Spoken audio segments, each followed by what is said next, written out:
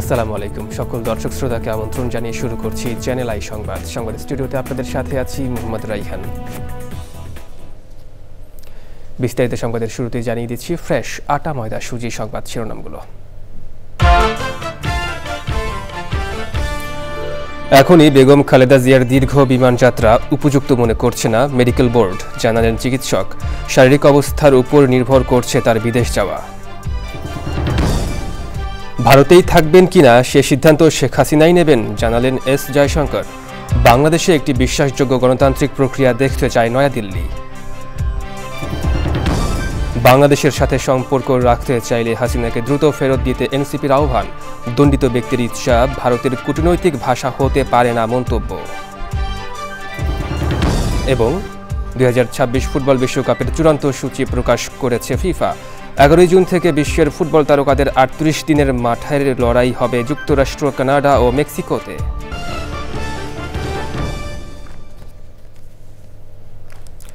দর্শক, সংবাদ শিরোনামগুলো জানাচ্ছিলাম। এখনকার এই সংবাদ আয়োজন একই সঙ্গে চ্যানেল আইয়ের ইউটিউব চ্যানেল এবং চ্যানেল আইয়ের ওটিটি প্ল্যাটফর্ম আই স্ক্রিনে লাইভ স্ট্রিম হচ্ছে। এবার বিস্তারিত প্রসঙ্গ।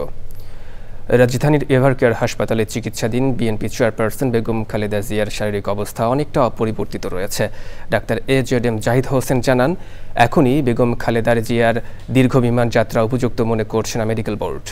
সব প্রস্তুতি থাকলে উন্নত চিকিৎসার জন্য লন্ডন নেওয়ার বিষয়টি নির্ভর করছে শারীরিক অবস্থা বিবেচনায় মেডিকেল বোর্ডের সিদ্ধান্তের উপর। আক্তার হোসেনের রিপোর্ট। 23 নভেম্বর থেকে রাজধানীর এভারকেয়ার হাসপাতালে নিবিড় পরিচর্যা কেন্দ্রে চলছে সাবেক প্রধানমন্ত্রী ও বিএনপি চেয়ারপারসন বেগম খালেদা জিয়ার চিকিৎসা।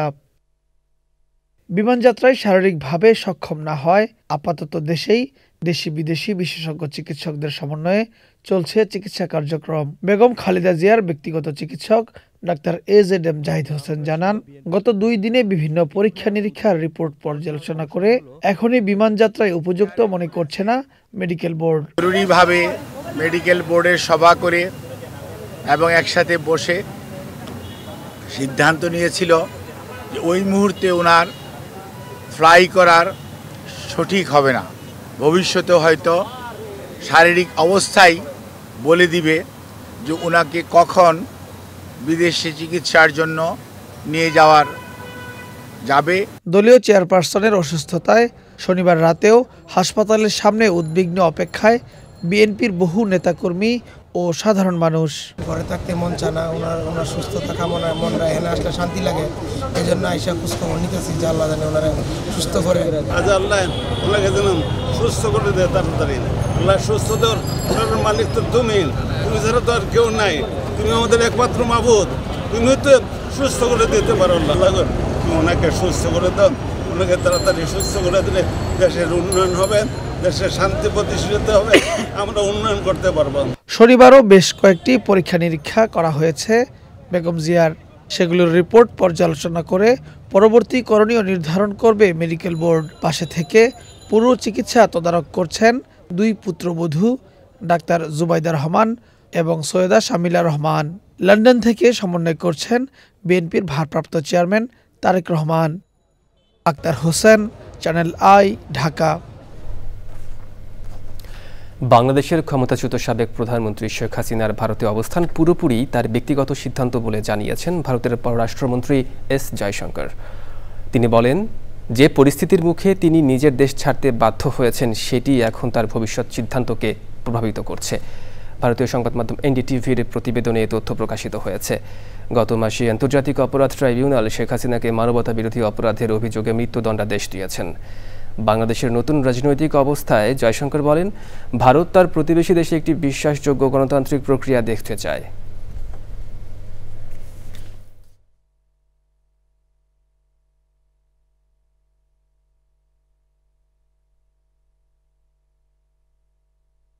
That's a different issue, isn't it? She came here in a certain circumstance, and I think that circumstance clearly is a factor in what happens to her. But again, that is something in which she has to make up her mind. Sheikh হাসিনার ভারতে থাকা নিয়ে পররাষ্ট্রমন্ত্রী S জয়শঙ্করের মন্তব্য নিয়ে জাতীয় নাগরিক party এনসিপির সদস্য সচিব আখতার হোসেন বলেছেন, মানবতাবিরোধী অপরাধে দণ্ডিত কোনো ব্যক্তির ইচ্ছায় ভারতের কূটনৈতিক ভাষা সাজাতে পারে না। বাংলাদেশের সাথে সম্পর্ক রাখতে চাইলে শেখ হাসিনাকে দ্রুত ফেরত দেওয়ার আহ্বান জানান তিনি। রিয়াজ ইসলামের রিপোর্ট। রাজধানীতে এনসিপির পেশাজীবীদের সংগঠন ন্যাশনাল প্রফেশনাল অ্যালায়েন্সের আত্মপ্রকাশ অনুষ্ঠান। অংশ নেন দলের শীর্ষ নেতারা। কথা বলেন নির্বাচন, জোট ও ভারত প্রসঙ্গে। আমরা কোনো দলের কাছে সিট নেগোসিয়েশনের জন্য যাব না ইনশাআল্লাহ। আমরা নিজেরাই দাঁড়াবো। যে সকল দলের নেতৃবৃন্দ রয়েছেন, আপনাদের মেরুদণ্ড কোনো বড় দলের কাছে বিক্রি করে দিবেন না। ভারতের প্রতি আমরা বলতে চাই, ইলেকশনে কোনো ডিস্টার্ব করবেন না। যদি ডিস্টার্ব করতে আসেন, এই বাংলাদেশে আপনাদের অনেক ইনভেস্টমেন্ট রয়েছে, আমরা এখনো কিন্তু কিছু বলি নাই।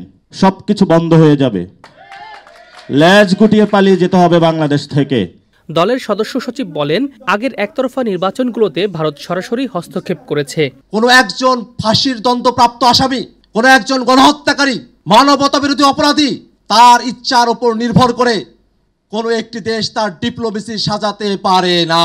আওয়ামী লীগ এবং শেখ হাসিনার সঙ্গে বাংলাদেশের জনগণকে বিচ্ছিন্ন করে ভারত যে সম্পর্ক করেছিল, সেই সম্পর্কের বাইরে এসে নতুন করে নতুন দিনের মানুষরা যারা আছেন তাদের সাথে যদি সম্পর্ক করতে হয়, তাহলে শেখ হাসিনাকে অবিলম্বে বাংলাদেশে ফিরিয়ে দিতে হবে। বিএনপি ও জামাত অস্ত্রের মহড়ার প্রতিযোগিতায় নেমেছে বলে মন্তব্য করেন এনসিপি নেতারা। রিয়াজ ইসলাম, চ্যানেল আই, ঢাকা।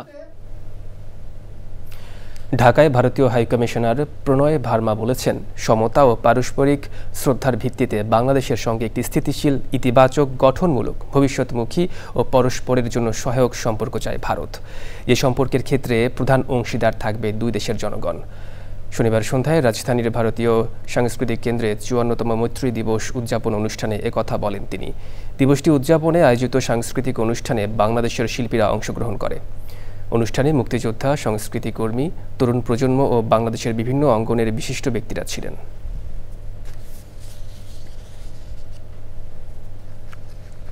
$২০২৬ ফুটবল বিশ্বকাপের চূড়ান্ত সূচি প্রকাশ করেছে ফিফা। আগামী বছরের জুন-জুলাইয়ে যুক্তরাষ্ট্র, কানাডা, মেক্সিকোতে বসবে ইতিহাসে প্রথমবারের মতো ৪৮ দল নিয়ে ফিফা ফুটবল বিশ্বকাপের আসর। ১১ জুন মেক্সিকো সিটিতে মেগা টুর্নামেন্টের উদ্বোধনী ম্যাচ, আর ১৯ জুলাই নিউ জার্সিতে ফাইনালের মধ্য দিয়ে পর্দা নামবে ৩৮ দিনের দ্য গ্রেটেস্ট শো অন আর্থের। সানিয়া তন্ময়ের রিপোর্ট। গ্রুপ পর্বের বিন্যাস ঘোষণার একদিন পরই ওয়াশিংটনে আনুষ্ঠানিকভাবে ২০২৬ বিশ্বকাপ ফুটবলের সূচি প্রকাশ করল ফিফা। ১১ জুন স্বাগতিক মেক্সিকোর সাথে সাউথ আফ্রিকার ম্যাচ দিয়ে এই বিশ্বকাপ ফুটবলের যাত্রা শুরু। বর্তমান বিশ্ব চ্যাম্পিয়ন আর্জেন্টিনার বিশ্বকাপ মিশন শুরু ১৬ জুন। যুক্তরাষ্ট্রের কানসাস সিটিতে জে গ্রুপের ম্যাচে আকাশী নীলদের প্রতিপক্ষ আলজেরিয়া। আই গ্রুপের ম্যাচে একই দিনে সেনেগালের বিপক্ষে মাঠে নামবে গেলবারের runners up France. ১৩ June group সিতে মরক্কোর সাথে ম্যাচ দিয়ে বিশ্বকাপ অভিযানে নামবে ৫ বারের বিশ্ব চ্যাম্পিয়ন ব্রাজিল। আটলান্টায় ১৫ জুন ফিফা র্যাঙ্কিংয়ের শীর্ষ দল স্পেন মুখোমুখি হবে প্রথমবার বিশ্বকাপের সুযোগ পাওয়া কেপ ভার্দের। ই গ্রুপে জার্মানি নিজেদের প্রথম ম্যাচ খেলবে ১৪ জুন। হিউস্টনে দলটির প্রতিপক্ষ কুরাসাও। একই দিনে মাঠে এফ গ্রুপে জাপানের বিপক্ষে মাঠে নামবে নেদারল্যান্ডস। ১৭ জুন বিশ্বকাপের কে গ্রুপে নিজেদের প্রথম ম্যাচ খেলবে পর্তুগাল। একই দিনে এল গ্রুপে নিজেদের প্রথম ম্যাচে মুখোমুখি হবে ইংল্যান্ড ও ক্রোয়েশিয়া। ২৯ জুন থেকে শুরু হবে নকআউট পর্ব। নিউ জার্সিতে ফাইনাল ম্যাচ হবে ১৯ July. Sania Tanmoy, sports desk, channel I. এবার জাতীয় সংসদ নির্বাচন ২০২৬।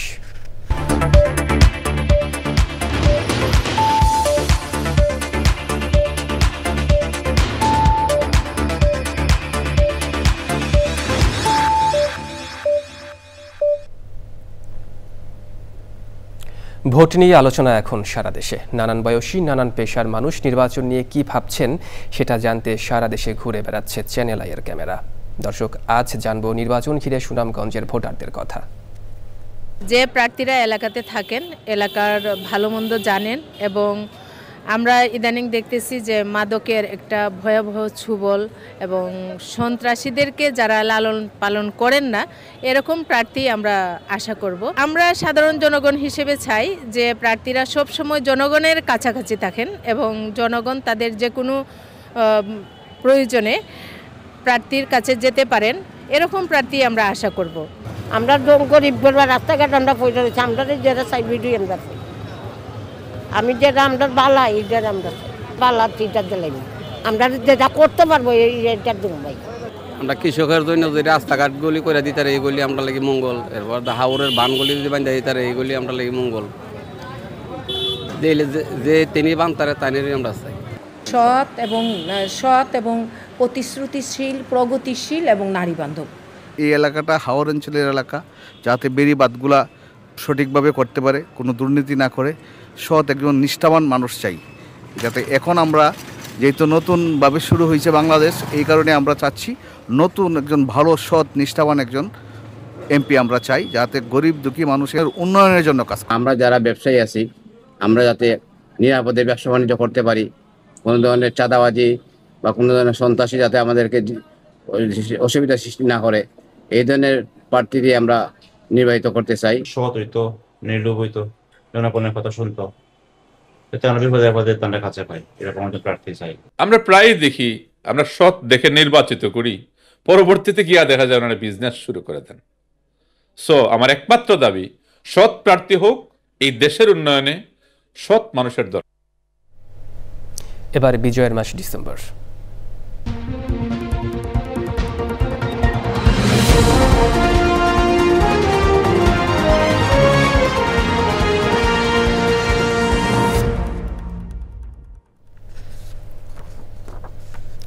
মুক্তিযুদ্ধে অবিস্মরণীয় ভূমিকা রেখেছে সশস্ত্র বাহিনী। ৭১-এর ২৫শে মার্চ কালো রাতে পাকিস্তানি বাহিনী গণহত্যা শুরু করলে সেনাবাহিনীতে কর্মরত বাঙালি অফিসার ও সদস্যরা সাধারণ মানুষকে সাথে নিয়ে প্রতিরোধ গড়ে তোলেন। মুক্তিযুদ্ধে সশস্ত্র বাহিনীর প্রতিরোধ ও সাফল্যগাথা নিয়ে ওবায়দুল রশিদের ধারাবাহিক প্রতিবেদনের ৩য় পর্ব আজ। ১৯৭১-এ ঢাকার খুব কাছেই জয়দেবপুরে ছিল ২য় ইস্ট বেঙ্গল রেজিমেন্টের সদর দফতর। সেকেন্ড ইন কমান্ড ছিলেন মেজর KM শফিউল্লাহ। তার বই মুক্তিযুদ্ধে বাংলাদেশ থেকে জানা যায় ২৬শে মার্চের অনেক আগে থেকেই ২য় ইস্ট বেঙ্গল রেজিমেন্টের বাঙালি সদস্যরা সতর্কতামূলক ব্যবস্থা নিতে থাকেন, যার মধ্যে ছিল জয়দেবপুর রাজবাড়িতে একটি কোম্পানিকে অস্ত্র ও গোলাবারুদ নিয়ে সার্বক্ষণিক সতর্ক অবস্থায় রাখা। আর এক প্লাটুন সৈনিক থাকে রাজবাড়ির বাইরে। ২য় ইস্টবেঙ্গল রেজিমেন্টের আলফা কোম্পানি ছিল জয়দেবপুরে আর চার্লি কোম্পানি ময়মনসিংহে। মুক্তিযুদ্ধে বাংলাদেশ বই অনুযায়ী জেনারেল টিক্কা খান ২য় ইস্ট বেঙ্গল রেজিমেন্টের বাঙালি সেনাদের দুর্বল করতে কৌশল গ্রহণ করেছিলেন, কিন্তু তা বুঝতে পারেন KM শফিউল্লাহ। তার ভাষ্য অনুযায়ী পাকিস্তানিদের ধোঁয়াশায় রেখে তিনি তার কিছু সৈনিক ও অস্ত্র, গোলাবারুদ এবং সামরিক সরঞ্জাম নিয়ে ময়মনসিংহের দিকে রওনা হন। গোপন নির্দেশ দিয়ে পেছনে রেখে যান ডেল্টা, ব্রাভো এবং আলফা কোম্পানির সদস্যদের। KM শফিউল্লাহ তার সৈন্যদের নিয়ে ময়মনসিংহে পৌঁছানোর আগেই হানাদার সৈন্যরা বাঙালি সৈন্যদের ওপর আক্রমণ করে। ২৮ মার্চ দুপুর পর্যন্ত চলা এ যুদ্ধে পরাজিত হয় পাকিস্তানি হানাদার বাহিনী। ২য় ইস্ট বেঙ্গল রেজিমেন্টের সৈন্যদের একটি অংশ মেজর KM শফিউল্লাহর সাথে ময়মনসিংহে পৌঁছানোর পর ২৯ মার্চ বিকেল ৪টায় ব্যাটালিয়ন সমাবেশ করে প্রিয় মাতৃভূমিকে শত্রুমুক্ত করার শপথ নেয়। পরবর্তীতে KM শফিউল্লাহ ঢাকা আক্রমণের পরিকল্পনা নিলেও মেজর খালেদ মোশাররফের পরামর্শ বার্তায় সে পরিকল্পনা থেকে সরে আসেন। KM শফিউল্লাহ তার সাথে থাকা সৈন্যদের একটি বড় অংশ নিয়ে খালেদ মোশাররফের সাথে ব্রাহ্মণবাড়িয়ায় গিয়ে যোগ দেন। বিস্তারিত বর্ণনা রয়েছে KM শফিউল্লাহ এবং খালেদ মোশাররফের বইয়ে। Obaidul Rashid, channel I, Dhaka. দক্ষিণ আফ্রিকার একটি হোটেলে বন্দুকধারীর হামলায় ৩ শিশুসহ ১১ জন নিহত হয়েছে। শনিবার ভোরে রাজধানীর প্রিটোরিয়ার পশ্চিমে সালসাভিল টাউনশিপে এ হামলা হয়েছে। হামলায় আরও ১৪ জন আহত হয়েছে। পুলিশের মুখপাত্র ব্রিগেডিয়ার অ্যাথলেন্ডা ম্যাথে বলেন, কমপক্ষে ৩ জন অজ্ঞাত বন্দুকধারী এই হোস্টেলে প্রবেশ করে এলোপাতাড়ি গুলি চালায়। গুলি চালানোর উদ্দেশ্যে এখনও জানা যায়নি। দক্ষিণ আফ্রিকার পুলিশের তথ্য অনুযায়ী এপ্রিল থেকে সেপ্টেম্বরের মধ্যে বন্দুক হামলায় প্রতিদিন প্রায় 63 জন নিহত হয়েছে। দেশে দারিদ্র্যের হার কমাতে কর্মসংস্থানের পাশাপাশি দক্ষ জনশক্তি তৈরির উপর জোর দিতে মত দিয়েছেন বিশেষজ্ঞরা। বলছেন, প্রযুক্তি উদ্যোক্তা এবং কারিগরি শিক্ষায় বিনিয়োগ বাড়াতে পারলে বিকল্প ও টেকসই কর্মসংস্থান তৈরি হবে।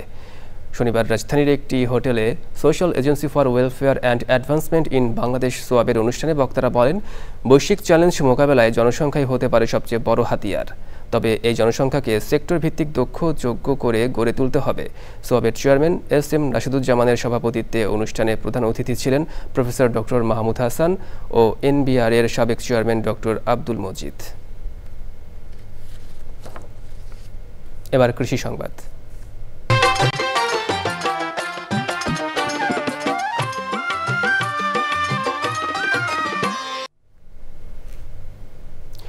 আবহাওয়া অনুকূলে থাকায় এবার নড়াইলে ধানের রেকর্ড পরিমাণ ফলনের আশা করছেন কৃষক। জেলার বিস্তীর্ণ মাঠে শুরু হয়েছে আমন ধান কাটার উৎসব। কোনো প্রাকৃতিক দুর্যোগ না হলে কৃষক নির্বিঘ্নে ঘরে তুলতে পারবে মৌসুমের সোনালী ফসল, বলছে কৃষি বিভাগ। নড়াইল থেকে নন্দিতা বসুর রিপোর্ট। গত কয়েক বছর ধরে আমন ও বোরো মৌসুমের প্রাকৃতিক দুর্যোগ, পোকার আক্রমণ সহ নানা কারণে নড়াইলে ধানের উৎপাদন ব্যাহত হচ্ছিল। তবে এবছর আবহাওয়া অনুকূলে থাকায় জেলার বিস্তীর্ণ মাঠে ভালো ফলনের সম্ভাবনা দেখা দিয়েছে। এবছর ধানের ফলন খুব ভালো হয়েছে। আমনের আবাদ করে আশানুরূপ ফলাফল পেয়েছি। এবার ধান খুব ভালো হয়েছে, অসুবিধা নেই। সার, তারপর তেল, ওষুধ সব ঠিক মতো পাওয়া গেছে, কোনো অসুবিধা হয়নি। তবে বাজারে ন্যায্য মূল্য নিয়ে এখনো শঙ্কায় তারা। ধানের তুলনামূলক দাম কম, বাজার থেকে আমরা সার, ওষুধ, তেল সবই আমরা পাইছি, কিন্তু দাম একটু বেশি। চলতি মৌসুমে দাম কম, চাষি যে খরচ হয়েছে তার তো দাম পাচ্ছে না। কৃষি বিভাগের নিয়মিত পরামর্শ পাওয়ায় অন্যান্য বছরের তুলনায় ফলন বেশি বলছেন কৃষক। আমাদের কৃষি বিভাগ সবসময় কৃষকদের পাশে ছিল এবং রূপা আমনে আমরা প্রতিটা ব্লকে কর্মপরিকল্পনা করে উন্নত জাতের বীজ কোথা থেকে পাবে সে ব্যাপারে পরামর্শ প্রদান করেছি। পোকামাকড়, রোগবালাই, কৃষি উপকরণ, সার সহ অন্যান্য উপকরণ যেগুলো আছে সেগুলো কৃষকদেরকে দূর করায় সহজে যাতে পৌঁছে যায় সে ব্যাপারে সর্বাত্মক সহযোগিতা আছে। চলতি মৌসুমে নড়াইল জেলায় আমন ধানের আবাদ হয়েছে 43,455 হেক্টর জমিতে, যা লক্ষ্যমাত্রার চেয়ে 5 হেক্টর বেশি। নড়াইল থেকে নন্দিতা বোস, চ্যানেল আই। এবার প্রকৃতি সংবাদ।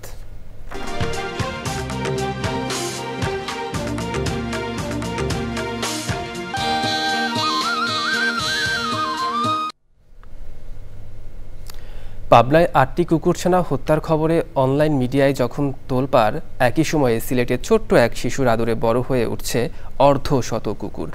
যে বয়সে শিশুরা খেলায় মেতে থাকে সেই বয়সেই প্রাণী রক্ষার ব্রত নিয়েছে 10 বছরের সামিন, যা প্রাণী সংরক্ষণের অনন্য উদাহরণ সৃষ্টি করবে বলে প্রত্যাশা সবার।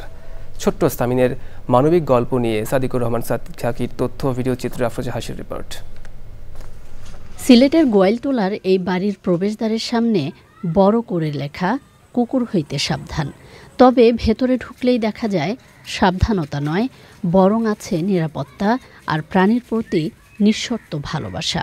যেখানে 10 বছরের শিশু সাইহান শামিনের ছোট্ট আশ্রয়ে পালিত হচ্ছে 50টিরও বেশি পথকুকুর। শুরুতে ছিল মাত্র 3টি কুকুরছানা, লালু, কালু আর ডন। ধীরে ধীরে সেই সংখ্যা বেড়ে এখন এক বিশাল পরিবার। নাম ধরে রাখলে তাদের আছে, তাদের বিভিন্ন নাম রয়েছে। নামগুলো হলো লালি, কালি, ডন, রানী, বাদশাহ, চিনকু, কুচু কুচু, মোটু, মরু, কেজিএফ আরও আছে। সে ছোটবেলা থেকেই কুকুর, বিড়াল বা পাখির প্রতি তার আকর্ষণ ছিল। তো 3টা কুকুর প্রথমে কুড়িয়ে আনে। সেই কুকুরগুলা থেকে এখন 50টার উপরে কুকুর আছে আমাদের বাসায়। প্রাণ ও প্রাণীর প্রতি এমন ভালোবাসা আর দায়বদ্ধতা শুধু দৃষ্টান্তই নয়, অনুকরণীয়। কুকুর ছানাগুলো শামিনকে তার আপনজন ভেবে কাছে টেনে নিচ্ছে। এটা আসলে একটি ডিফারেন্ট ঘটনা। এখান থেকে অনেক কিছু আসলে শেখার রয়েছে। শামিনের এই পশুর প্রতি যে ভালোবাসাটা, যে টানটা আসলে আমাদের প্রতিটি মানুষেরই এমন হওয়া উচিত। সামাজিক যোগাযোগ মাধ্যম ও মিডিয়ায় যখন নানাভাবে কুকুরসহ প্রাণী নিধনের খবর দেখা যায়, তার বিপরীতে সিলেটে পথকুকুরদের সাথে শিশু সামিনের সখ্যতা বার্তা দেয় শান্তি, সমৃদ্ধি ও সহাবস্থানের ধরিত্রীর। আফরোজা হাসি, প্রকৃতি ও জীবন ডেস্ক, চ্যানেল আই। এখনই বেগম খালেদা জিয়ার দীর্ঘ বিমান যাত্রা উপযুক্ত মনে করছে না মেডিকেল বোর্ড, জানালেন চিকিৎসক। শারীরিক অবস্থার উপরই নির্ভর করছে তার বিদেশ যাওয়া। ভারতেই থাকবেন কিনা সে সিদ্ধান্ত শেখ হাসিনাই নেবেন, জানালেন এস জয়শঙ্কর। বাংলাদেশে একটি বিশ্বাসযোগ্য গণতান্ত্রিক প্রক্রিয়া দেখতে চায় নয়াদিল্লি। বাংলাদেশের সাথে সম্পর্ক রাখতে চাইলে হাসিনাকে দ্রুত ফেরত দিতে এনসিপির আহ্বান। দণ্ডিত ব্যক্তির ইচ্ছা ভারতের কূটনৈতিক ভাষা হতে পারে না মন্তব্য। এবং 2026 ফুটবল বিশ্বকাপের চূড়ান্ত সূচি প্রকাশ করেছে ফিফা। 11 জুন থেকে বিশ্বের ফুটবল তারকাদের 38 দিনের মাঠের লড়াই হবে যুক্তরাষ্ট্র, কানাডা ও মেক্সিকোতে।